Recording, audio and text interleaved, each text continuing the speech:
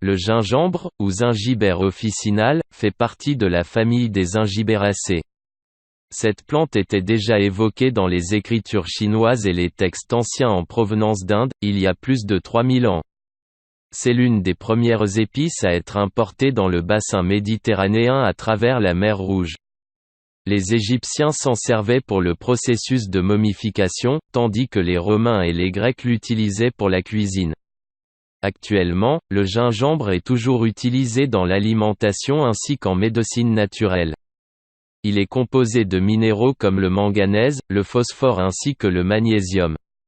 Cette épice contient également du calcium, du sodium, du fer et des vitamines bénéfiques à l'organisme. Sa consommation est particulièrement requise pour traiter diverses affections grâce à ses propriétés anti-inflammatoires, antibactériennes, antivirales et aphrodisiaques.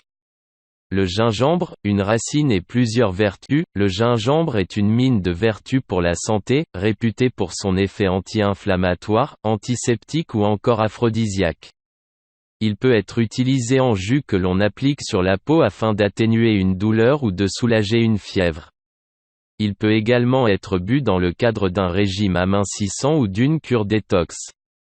Usage limité et pas pour tous, la vigilance est de mise lorsqu'il s'agit du dosage du gingembre. À forte dose, il peut provoquer des réactions comme l'irritation ou encore des troubles intestinaux comme les ballonnements par exemple. Le gingembre est également fort déconseillé pour certaines personnes, en voici 4 pour lesquelles la consommation du gingembre devient nuisible. Une personne menue, le gingembre est très conseillé dans l'amincissement, on en voit des cures et des jus à ne plus s'en finir, c'est un coupe-faim qui consommé avant les repas, donne un sentiment de satiété. Ce n'est donc pas une bonne idée de consommer du gingembre quand on est menu ou frêle. Les individus qui prennent des médicaments, la prise du gingembre avec les médicaments peut créer des réactions et entraîner de graves effets secondaires surtout pour les traitements contre la coagulation, les bêta-bloquants ou les médicaments de diabète. En effet, le gingembre peut décupler leurs effets. Les sujets ayant des problèmes de coagulation, le gingembre stimule la circulation du sang et en accélère le flux, il peut augmenter les risques de saignement. Il est très dangereux pour les personnes ayant des problèmes de coagulation et qui prennent des médicaments qui ralentissent la coagulation. La femme enceinte, le gingembre n'est pas prescrit pour les femmes enceintes, il peut provoquer un accouchement prématuré dû à des contractions utérines. Il peut aussi affecter les hormones sexuelles du fœtus. Toutefois, il existe des études qui, au contraire, confirment son efficacité et sa sûreté chez la femme enceinte. En effet, le gingembre s'est avéré efficace dans le cas des nausées matinales et des vomissements pendant le premier trimestre de la grossesse. Mais il est formellement déconseillé lors du dernier semestre de grossesse.